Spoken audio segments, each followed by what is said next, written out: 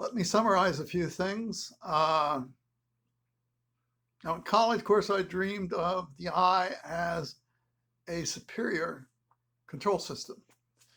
And to keep our language simple, I call it meta-eye, meaning an eye that was never understood in optometry or ophthalmology, nor would I expect them to understand it either.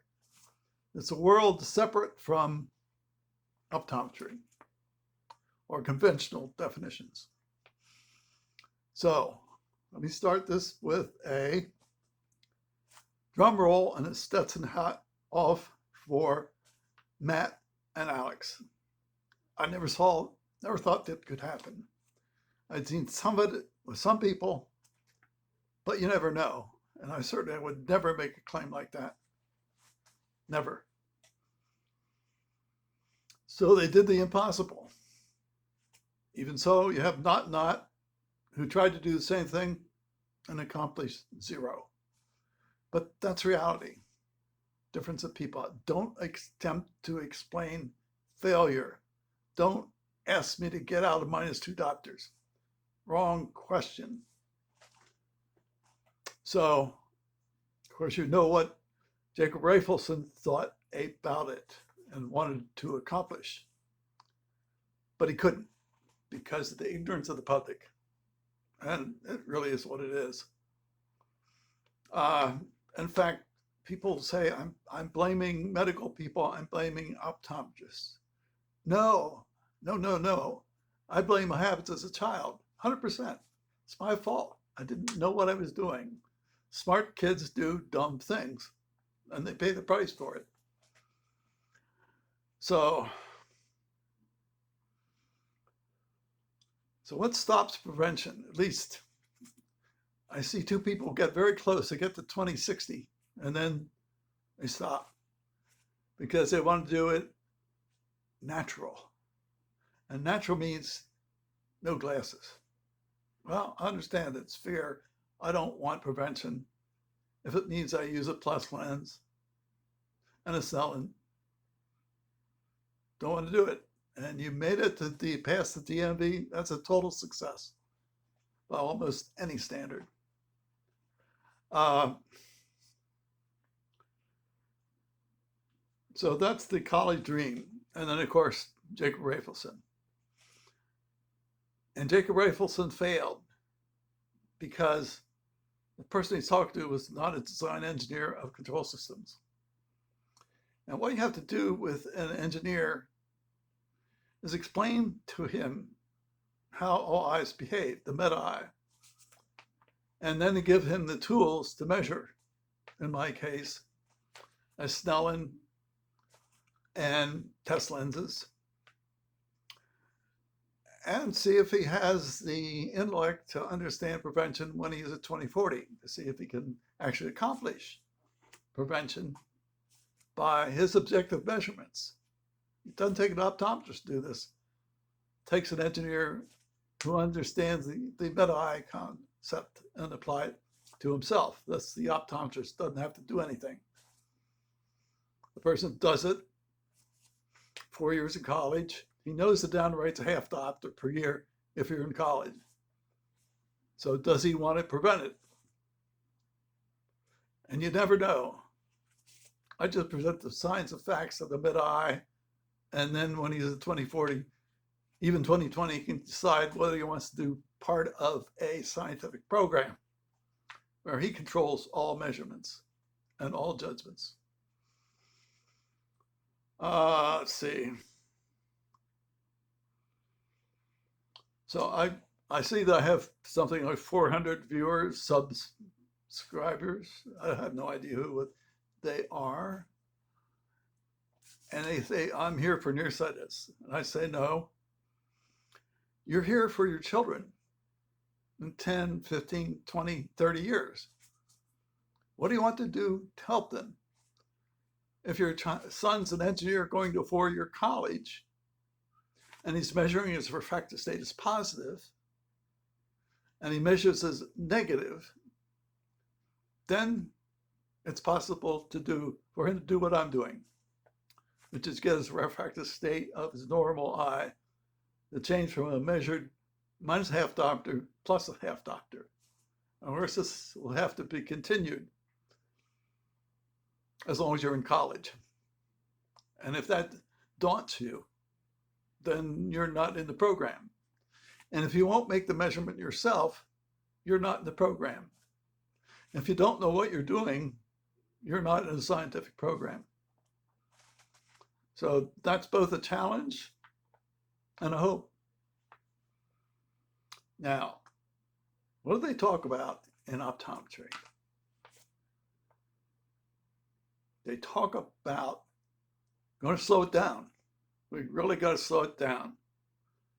We really know what we're doing. We're really experts. So we're going to help you slow it down. They never think about the meta eye and what an engineer could do for himself, given the opportunity to do it. So why do they say slow it down? Because they're in the office. They are the persons making the measurement. You are not making the measurement. And that's my biggest complaint. I don't do anything unless I know what I'm doing and I'm making the measurement myself, as you see in all my videos doing it. Because I have the motivation to do it.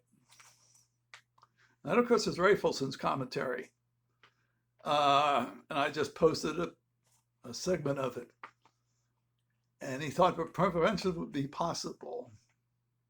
The question is, if Rafelson did it for you, which is an open question, or you as an engineer understanding the meta eye concept, you do it yourself and make the measurements yourself. So it has to be a group of people organized in that type of thinking of the eye as a control system. And that group of people does not yet exist, although it could. So my 400 viewers, it's not about nearsightedness. It's not about disease. It's not about medicine, certainly. Medicine, they don't know what to do about it. Medical doctor, there's no way he can do anything about it. And yet we keep on expecting them to do something about it. Even Donald Ream wrote papers where he thought the medical doctor should do something about it. Very sincere guy, dedicated. But it can't work. It's the person, engineer himself, who must understand the eye well enough as a control system.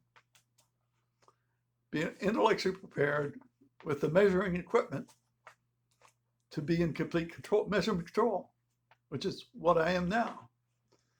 And then if he wants to be part of a scientific program, certainly. But he will be making all measurements as you see me making them. If you don't think I'm doing it the right way, that's fine, don't do it. If you don't want prevention, don't do it.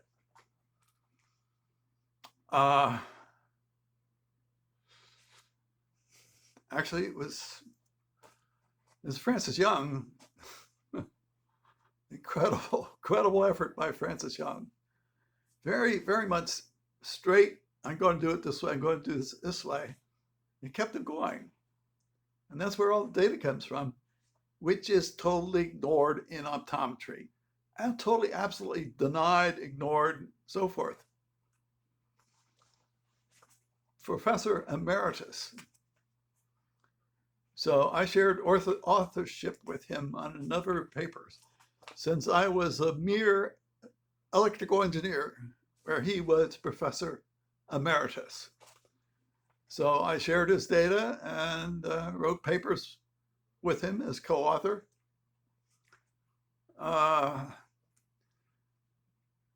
Very nice guy, just persistent. He was about 9 diopters myopic, so it meant something to him. He and I were beyond the point of any possible recovery, certainly.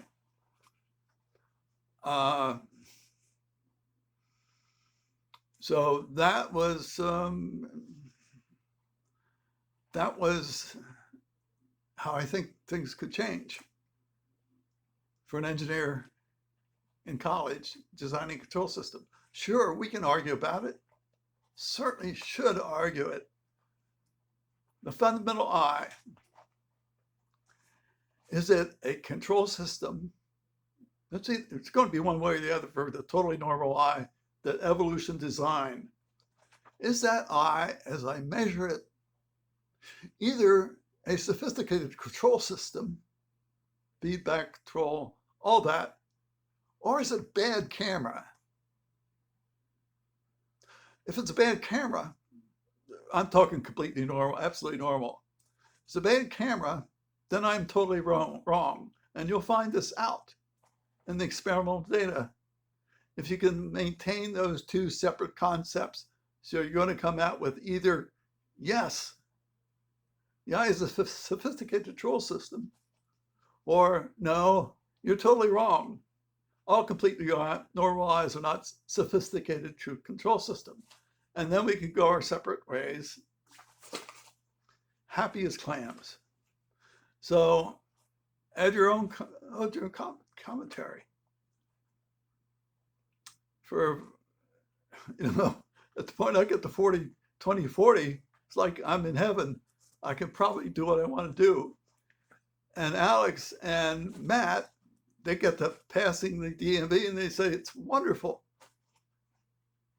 And they can't take the next step. I don't ask them to do anything. It's just they get so close. But this is all our perspectives. So, and thanks to my followers. This is for your children. This is not for you. And it's hope to separate engineering science from optometrists who only want to slow it down. That's not a goal in my life. If I can't prevent it, then that's not good. But I want prevention, and I must make objective measurements myself to be a scientific reality. Add your own commentary, and thank you, Steiner, and Matt, and an incredible challenge for all of us. Thank you.